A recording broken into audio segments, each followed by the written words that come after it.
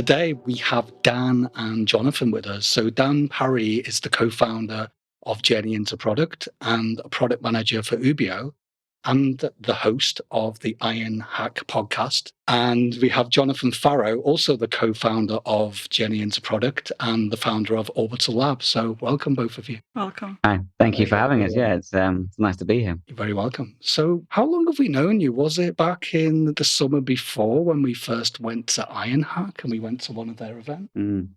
Yeah, I think you came to maybe our third or fourth Journey into Product event. So for those who don't know, Journey into Product is a monthly meetup that Jonny and I organize, curate, and host here in Berlin for product people. Yeah, and you two came to one of our first events, maybe the second or third, way back when we used to host it on the Iron Hack campus.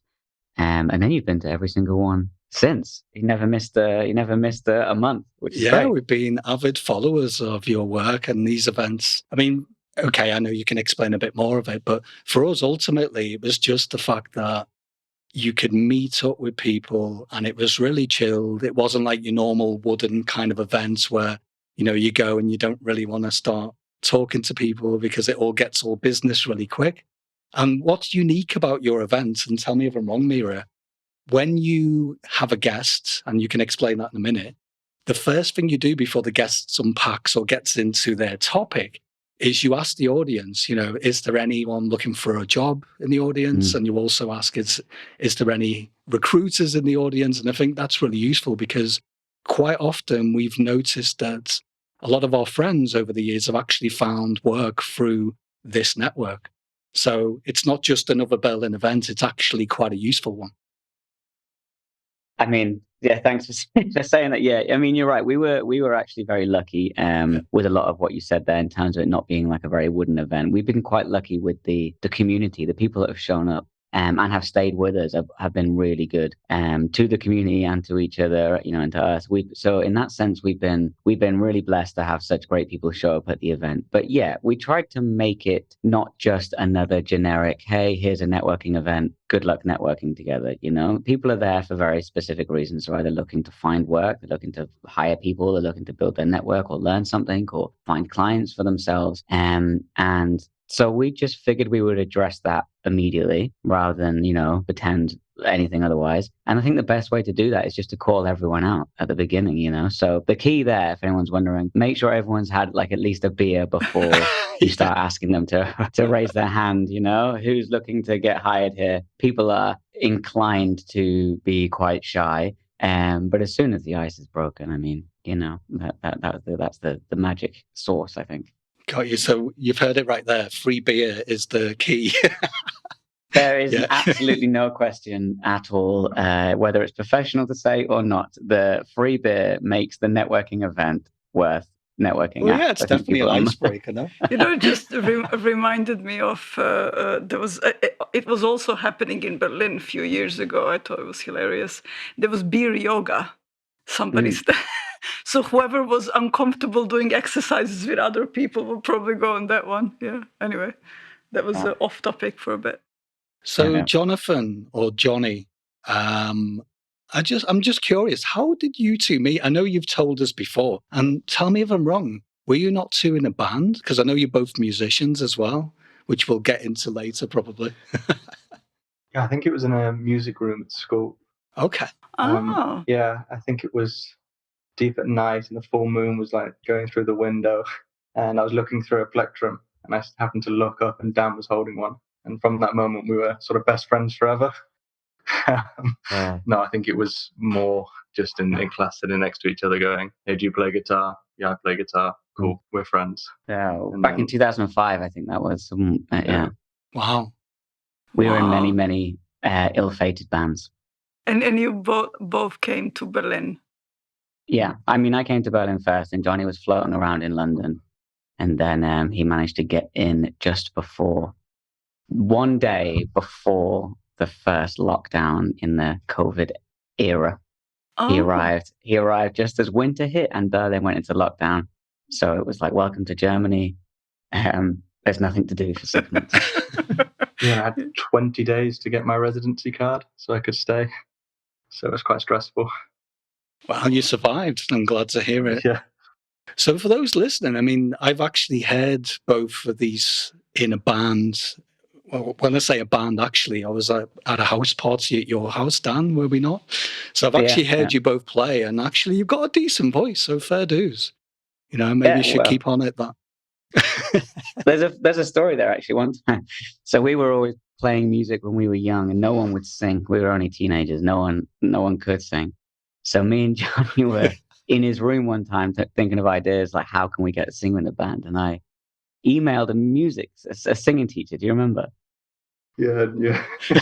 I emailed her saying, now in hindsight, it's a very stupid question, but at the time we just didn't know. We were like, I think 16, 17. I emailed her saying, can you learn to sing or do you have to be born with it? And she wrote me back as a singing teacher and was like, of course you can learn to sing. Like, that's my whole profession, is teaching people. So we never followed up on that email, but then I think that's when I started singing badly, and then just sung awfully for, what has it been now, 15 years? So people just complain less now.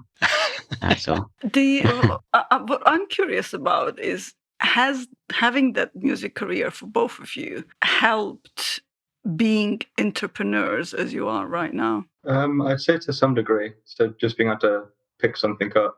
So what used to happen quite a lot of the time was you'd get a phone call in saying, hey, someone's dropped out. Could you come learn all this music and jump on stage quickly? You've got an hour. So after doing that a few times, I think it's definitely helped in some degree, where some situation will have popped up and it's like, all right, I've got to react to this quickly or learn to it quickly. That does happen quite a few times in Journey, where we've gone to set something up and maybe one of the speakers has not been able to come or the time has changed. Right, what do we do? How do we adapt to this? So I think in that sense, for sure. Yeah, that's a good segue. Sorry, did you want to go? Sorry, Dan, go on first.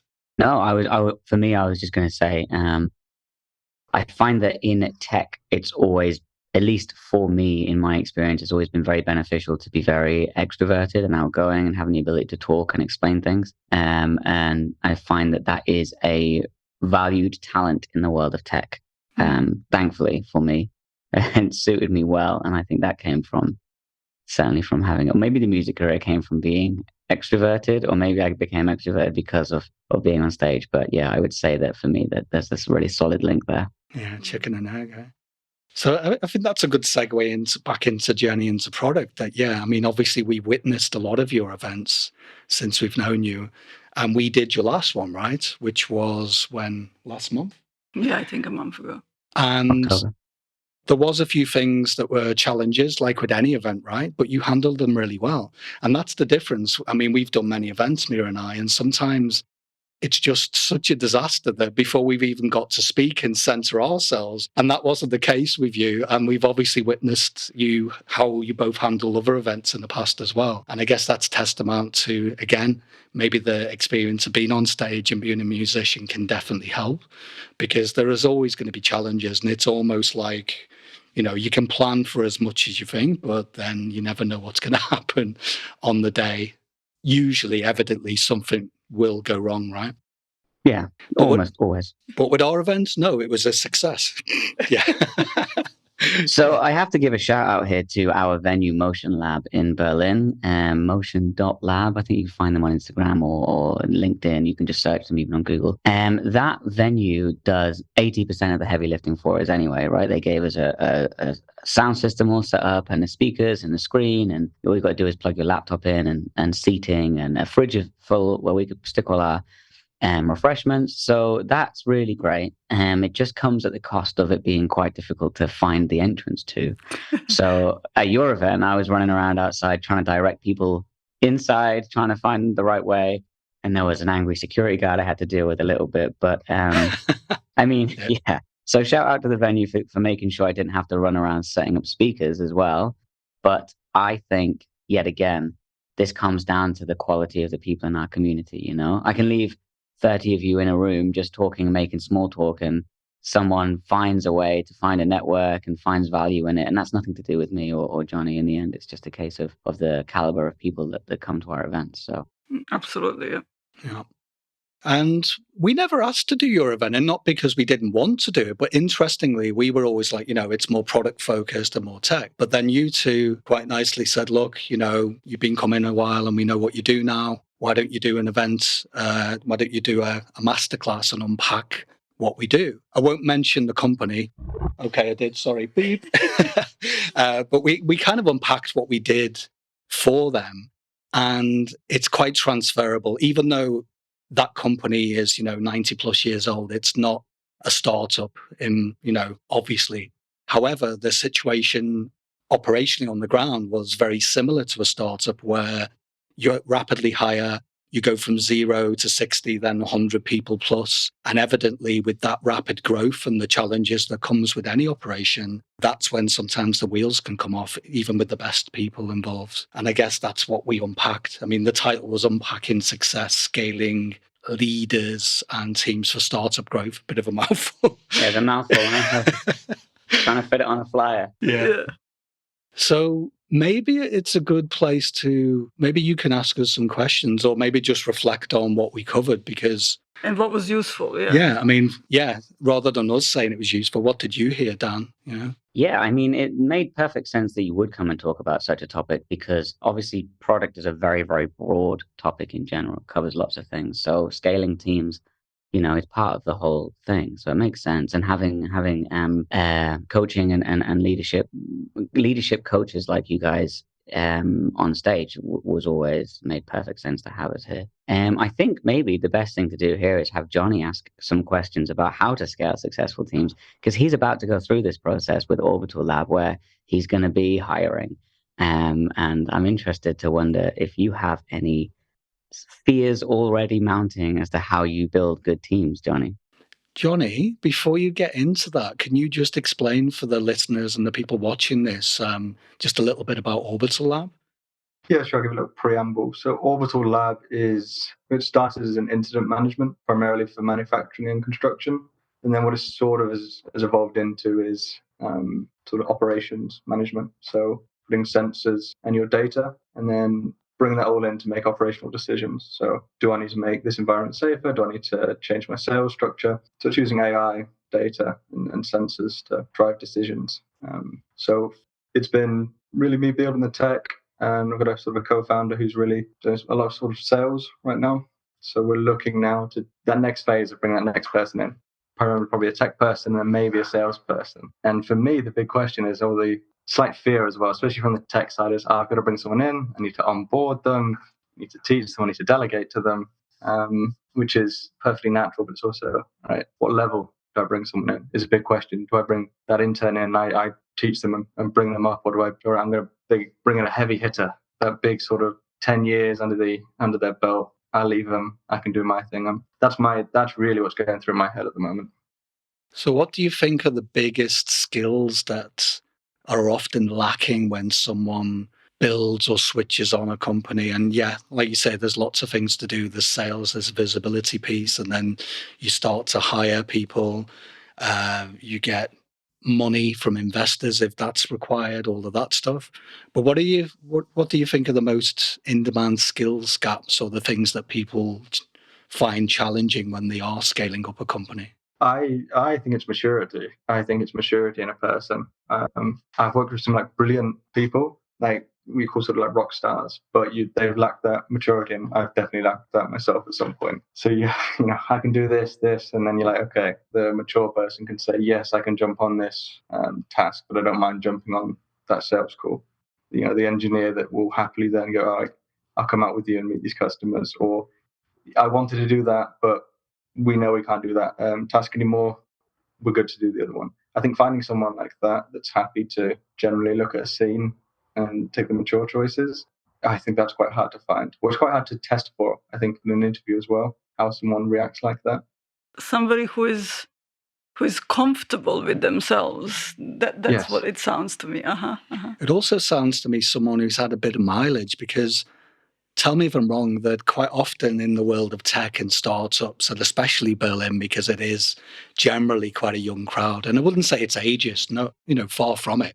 But what I find is that there's lots of people older, like my age, getting into the late 40s or even in the 50s. They've got such amazing transferable skills, and they've already cut the teeth and gone through lots of calamities and worked in companies that have, structured and done the kind of things that you have and all of that. But why is it that companies and startups are not so comfortable hiring people that are a bit older than themselves? I think that's a good question. I don't know if it's because ironically, most successful startups, someone said, tend to be between people in their mid 30s to late 40s. Probably says something there. I think you hire the people around you, right? If I'm going to hire someone that looks like me or behaves like me, it tends to be an early trap early on. So I think that's probably it. I think it's if I was in my 20s, would I be comfortable hiring someone 15 years older than me? Because there's that fear of, well, will they become the leader? Are they going to steer the company? I think as you get more mature, it's like I don't care. Can you please do this job and work with me? You're great if you can lead. That takes some burden away as well. I think that's there's definitely a balancing act there between the okay, is someone with 15 years experience as a developer necessarily a better hire than someone who's been in it for 3 or 4 years but had a career beforehand which gave them other transferable skills? I think that you're exactly right that people tend to like hire within a bell curve of their own age group somewhat. I think if you've got like a 19-year-old founder out there, it's unlikely the first people you're hiring are 45-year-old, oldies in the game. That's not necessarily the best practice, but I think that is the practice that seems to prevail. I think you'll find that a lot. I think it's also quite interesting to look at like nowadays the way that tech moves so fast. Could you argue that anyone over a certain age has different tech building habits? Is everyone evolving all the time? Are people from a certain generation, more used to building products fast and failing fast, or people who come from maybe the more traditional works environments where that's maybe new to them, so it adds this additional friction. And I think that I don't envy having to hire or scale teams right now, which is exactly why we had you at the journey into product, right? It's exactly this is the information that's hidden. So it's a tricky one. I think, this is really good fertile ground, so thank you both, because, tell me what we said on the night, and Mira can tell me if I'm wrong, but I think what we talked about is multi-generational hiring, and exactly what you said, Dan, that, you're not comfortable if you haven't mixed with different age groups. And I think, to be fair, like, I'm a musician as well, so I was quite comfortable mixing with multi-generations straight out the gate. So it was a lot easier for me to hire people who were a lot more experienced or older because I was used to hanging around in circles of those people. But I can totally get it when you say a 19-year-old co-founder and, there's a team of them. And I know there's, a group of white guys with beards, and I know they get a lot of heat, but that's just normal. You will end up mixing with people, you might start the company straight out of university with a friend. There's nothing wrong with that. You shouldn't be held accountable for that. That's not negative. But I think it's just pushing yourself out of your comfort zone to be able to go, okay, do I really need a feedback loop of 3 other 19-year-old people as our first hires, or could we go outside of that pool? And it is challenging. When you hire, it's really, really challenging. And we speak to companies every day, and even the mature companies are really struggling to find top talent. But when we say to a company, why don't you dip your feet into the older age group? They get really nervous and they come back with, they're going to be set in the ways. It's not necessary. And I agree to your point, Dan. Just because you're older and wiser doesn't necessarily mean you might be a good fit. But again, how do you know if you haven't really tried it? And we just hear a lot of people in the 50s struggling to get work in tech companies. And I think that's a shame because we hear the same companies say, we've got no experience and it's a shit show.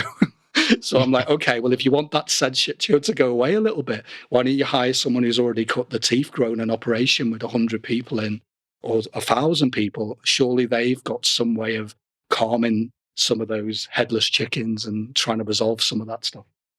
Yeah, I think there is really no right or wrong, but what we all need to be aware of is what we are uncomfortable with, and being able to accept and see what we can learn from each other when we are in multicultural and multi-generational environments. I know that I wasn't comfortable with lots of things, and that probably guided the way I led teams and company. And if I was aware of that, then it would have been different. So it's always, I think, as you know, Jonny, you are now in a situation where you need to make these decisions.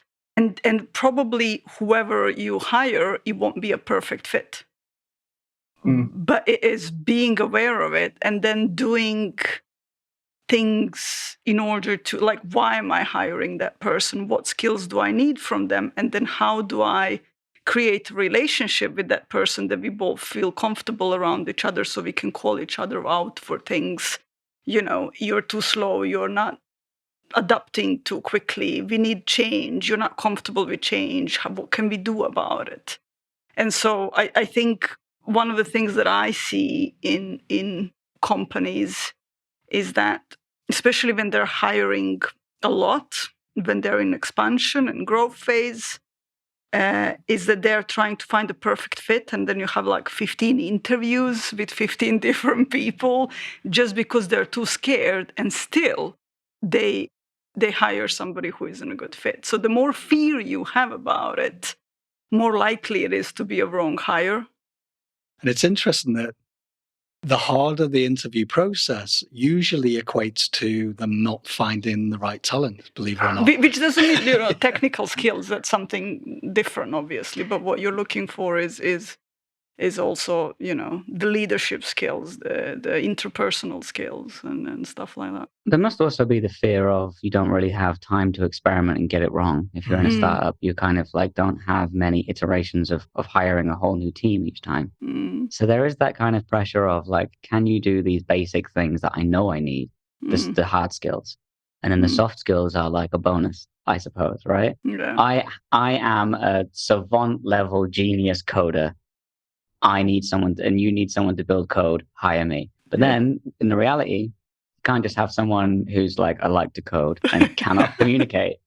This is, I think, the fear. And so, to repeat myself, it's a balancing act. Jonathan? Saying that's interesting. I've worked for a few companies and so freelance for a bit where the first few hires were these sort of like, coding is my life. I can code more than I can talk to people.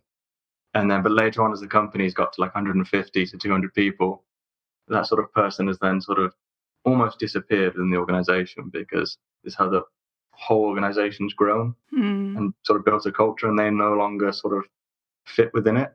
But ironically, all the code that they've built is so sort of like only they know what it does. So they get this sort of tension of, all right, no one really likes this person, but we can never get rid of them. Well, they're the foundation of this company, Yeah. I mean, that's the key, though, right? Or I make all of my product notes completely undecipherable to anyone but me, so I'm so I cannot be fired, right?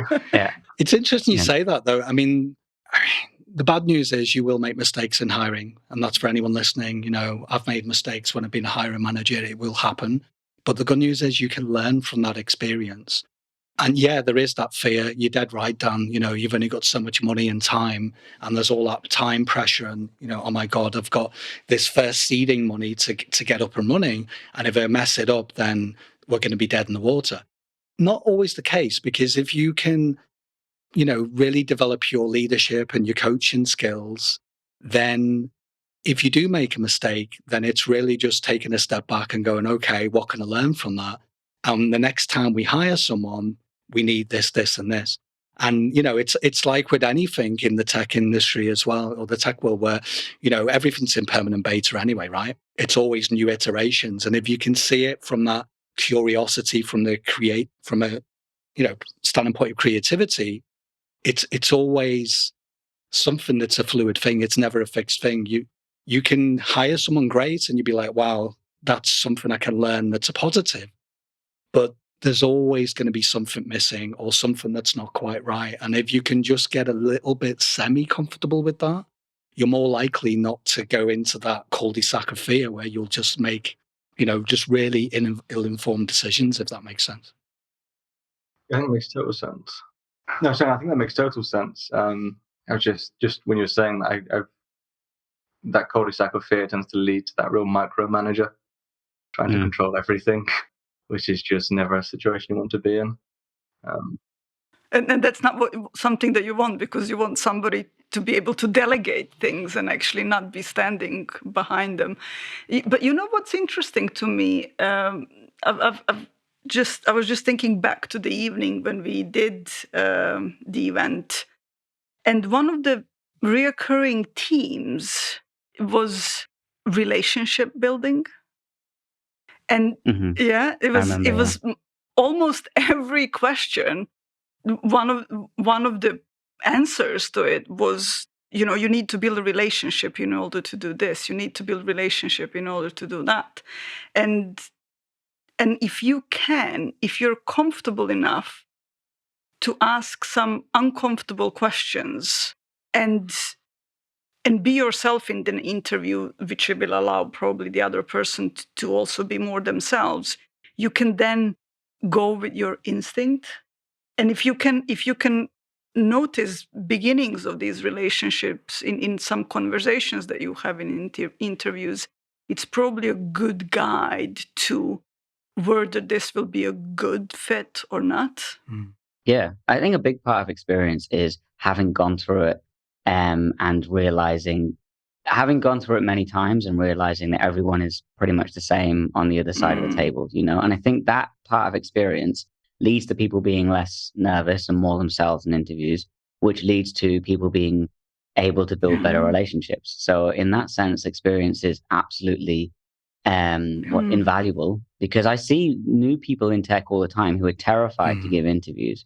So they just give this really nervous fear response to things, which isn't who they are anyway, and then a year down the line, they're like, oh yeah, whatever, this is the answer to that question. And that's the people you want in the first place, because you want people to not have these barriers and this fear and these, or whatever it is, this imposter syndrome or anything that's holding them back, so that you can build a relationship with them, so that you can get on to making decisions that matter. And I think that this was a lot of the questions you were being asked that night. Okay, how do I give feedback to someone without it coming across as negativity or aggression? And yeah, the answer is, of course, make sure that person understands why they're being given that feedback. That's what the relationship is for. It's not just like, hey, I'm an angry person and this is me being angry at you. It has to understand, okay, I know this person isn't an angry person because I have a relationship with them. So therefore I can compartmentalize this feedback and see what it really is.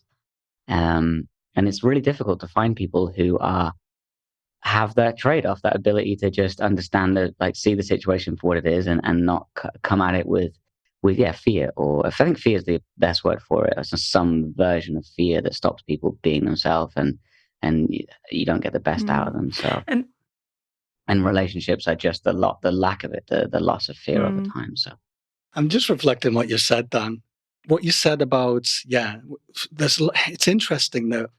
I think this would be good for people listening who are looking for work at the moment, who are job hunting. And again, it definitely goes back to relationships, getting your backside out to your event, for example. We know so many people in our collective network that benefited from doing that by being brave, by being bold and getting over the fear and just plonking themselves in the audience and actually finding that someone next to them is hiring, But it goes back to, even the hiring managers in said startup are usually just as fearful, even more fearful than the person they're interviewing.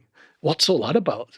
And it is quite natural because we've seen it many times with clients. I've been in interviews where I've been completely relaxed because I've got some kind of mileage and the person interviewing me is all over the place. And then it makes me nervous and a bit fidgety because I'm like, what the hell is going on?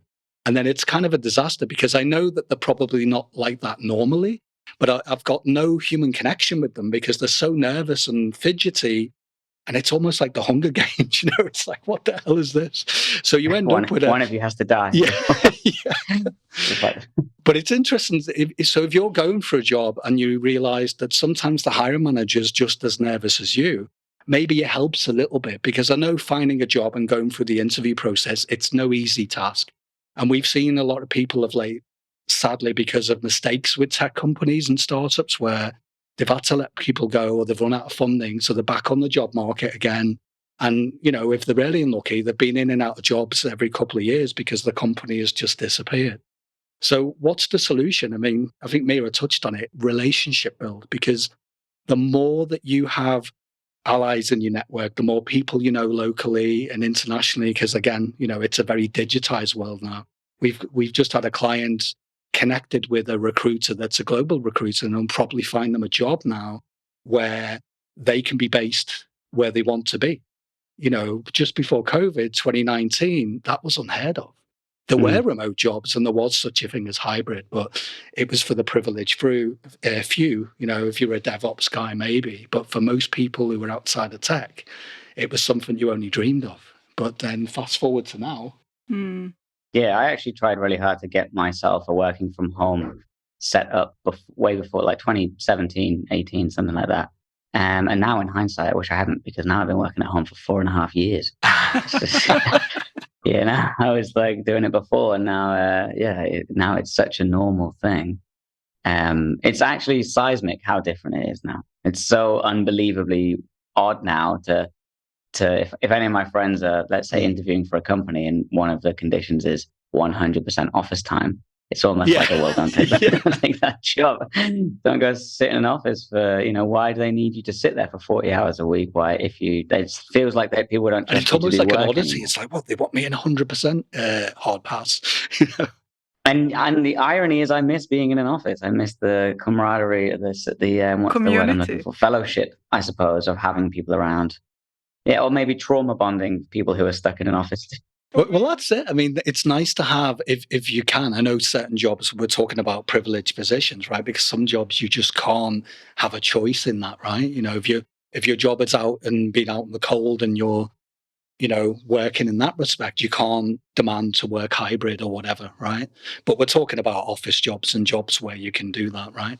And it's interesting that, the fact that we have that choice now, where it's part and parcel of, then it's not a benefit, but it's just normal to be talking about that when you're recruited, right? It's a totally different world. Jonny, will you buy office space, or will you just hire remote when you build your team? Remote to begin with, because it's so expensive to get an office, and then if you're not using that office, once every month, it doesn't make sense. I saw a company said that what they do is everyone is remote, and then they'll get everyone from around the world to fly in every couple of months, sit in the office, and then they can work on the big problems there. And then I was like, okay, that sounds quite nice. I really do see the value of jumping around a whiteboard together, though, especially in tech. When you go, here's a problem, how do we solve this? How can we architect this? I see the value in that, but I don't think we'll ever get to a place where it's like everyone's going to be in the office. Yeah, I mean, again, it's probably that ship has sailed. I know I won't name the brands, but there's certain companies that are really messing it up and they're going to lose all of the top talent. But, for people listening, if you can, and I know, again, it's a privileged position, you need money, you need cash flow. Like you say, if you're a startup and you're in early seeding, is it really a prudent idea to spend a big chunk of your operating capital on rent? Probably not. But as you grow, to be mindful that you might need to spend a couple of days somewhere else to do some, community building and creativity and collaboration stuff. I think that's a good sweet spot. And actually, the companies that we see flourishing, that's what they try and do. They don't tend to waste so much on rent, but they cut down the office if they really need one to a smaller space, because they might have 2 or 3, 4 people in there during the week, but then they hire a place, for once every month or something to get most of the bulk of the team, but only if they want to, and then they give them a choice, really. And I think that's a really good thing. That maybe one of the things we talked about as well was how do you manage people who are always in in a hybrid situation and they're not really in the office? What do you do in terms of the leadership? How do you check in? How do we communicate, right? And I think someone asked that in the audience, did they not? I think so, yeah. But it was also, you need to develop a relationship with them, wasn't it? So that was the base to start from.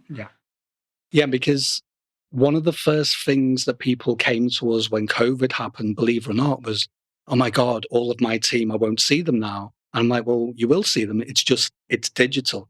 But what do we do? And I'm like, well, what did you do before? And it was an interesting one because they just forgot they can do the same thing, because it wasn't comfortable for them to be on Zoom or Teams or whatever it is they were using. And we just calmed them down a bit and we said, look, check in a bit more often, but also crucially, don't become a micromanager. So ask your team, how comfortable is it? What does support look like for you? So when you do the one-to-ones individually, just say, look, I've got your back. We can't be together so much now, but what constitutes me looking after you? Shall we check in once a week? And then just that simple thing, hey, how are you doing? The teams that we spoke to said, yeah, we love our manager because they're not micromanagers, but that we also know that they're in the background. And if they need anything, they'll step in. And then the teams that were going completely where the wheels come off, right? They just panicked and they just forgot to communicate with them. And then sadly, they become from, pretty good managers to the team going completely off the boil and then low psychological safety, the trust was eroded. But the good news is you can actually repair that really quick by just saying, hey, sorry, communication was off. Let's agree how often we can check in again. I think the most difficult situation is where you've got an office, say, in London, maybe an office in Berlin. So you have a place where people are going to, but you also have some remote workers. And then, actually, I've experienced this before, where things will be talked about. You go get a coffee, people will chat, ideas move along.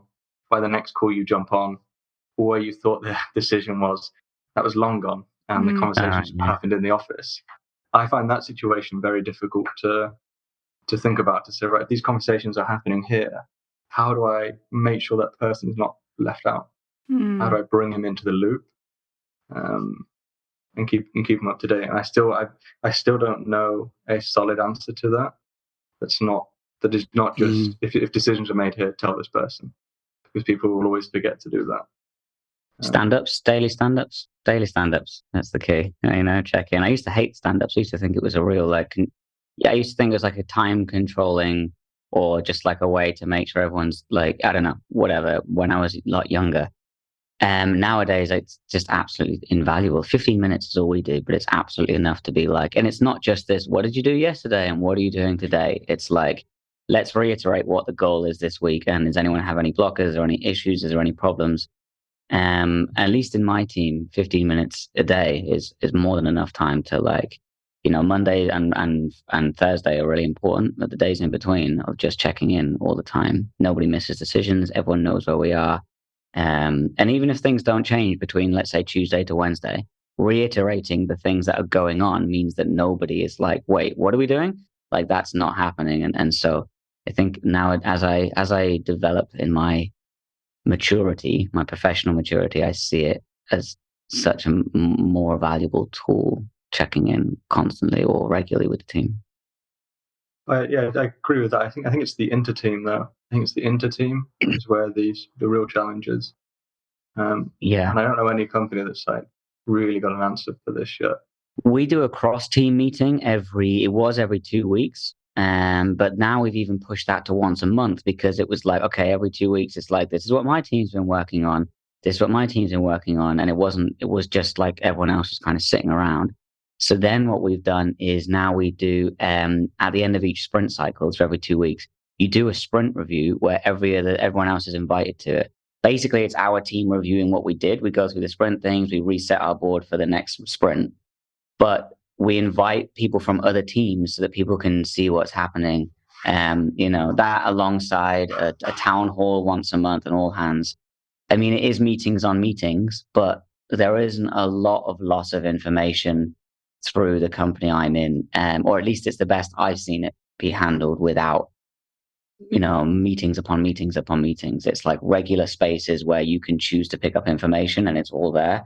So I suppose it becomes everyone's responsibility to make sure that they find that time, Yeah, I think these are all good options, but just for people listening and watching, it's just that every company and every team we've ever worked with, it is slightly different. And the main thing, if you're going to do stand-ups or have these all hands or have the town halls, it's the quality of the communication. And if the leadership is lacking, if the leadership abilities, if you can't ask the right questions or listen properly, then these things, as you said, Dan, become meeting on top of meeting. But it seems to work for you and your company for sure.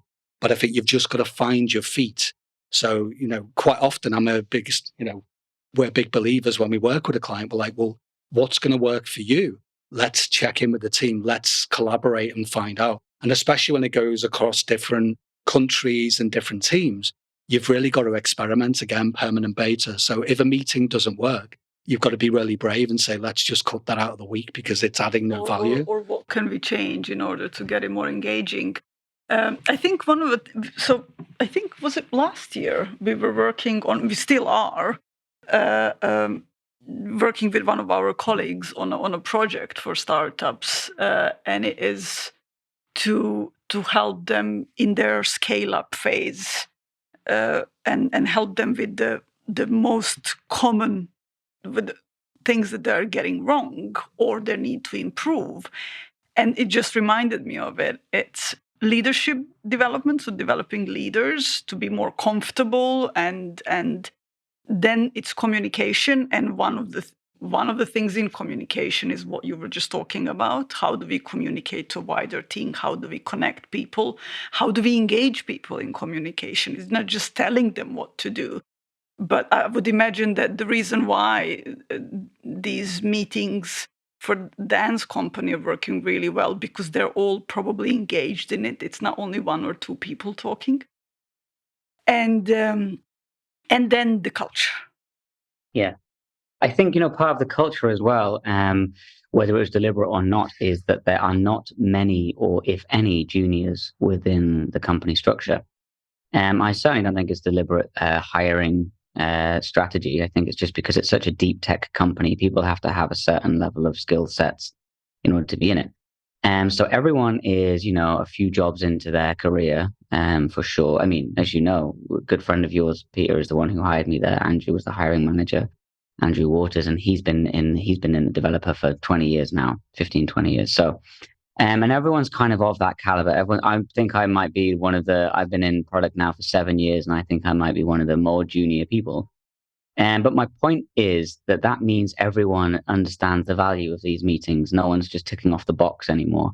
Everyone is like, here is some information that I need to get to help me be better at my job. And this meeting becomes therefore efficient and valuable, as opposed to people who are told to be there, so they just show up, which I'm not saying is exclusively a trait of juniors. I just think that juniors are more inclined to show up because they're asked to, rather than because they actually need to understand what's happening, And I think that over time you realize you have to have a few catastrophes where you're like, if I just listened in that meeting, I would know.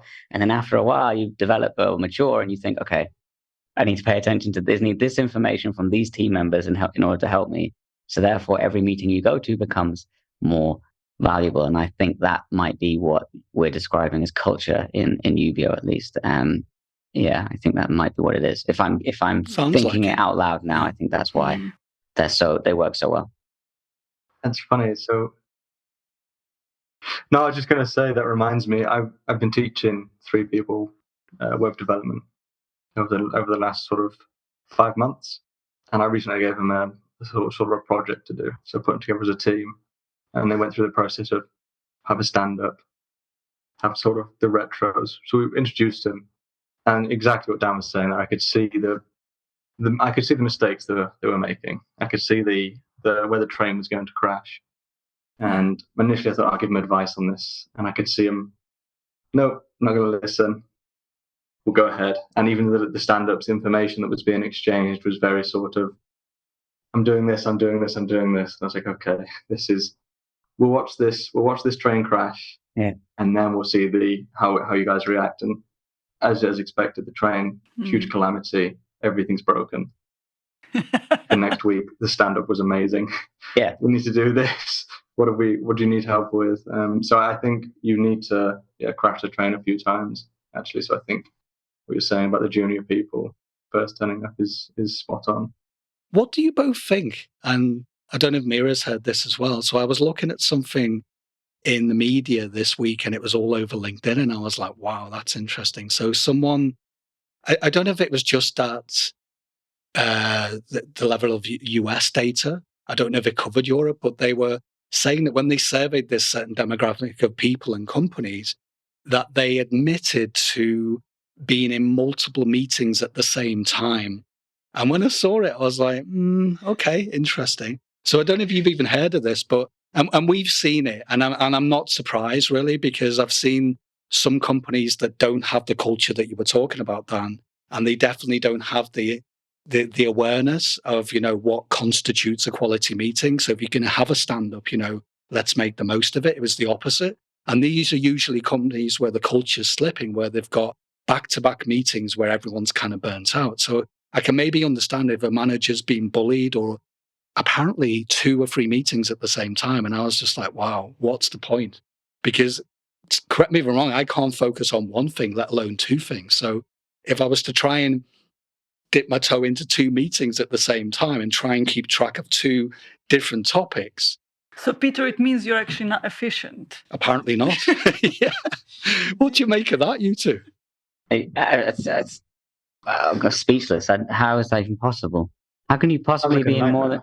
Yeah, just even if you just mute even if you're muted, but like, what are you listening to? Like, it's complete. I don't even know what to say about that. But here's the thing. So we you're just being present physically, I guess. So you know, when we check in with teams, if we're Yeah. you know, if we're doing work training at a company and we have like 20 people on a Zoom or something, what we always say to them is, although there's all this stuff in D&I about I don't feel safe, so I don't want my camera on, I get that, I've got your back.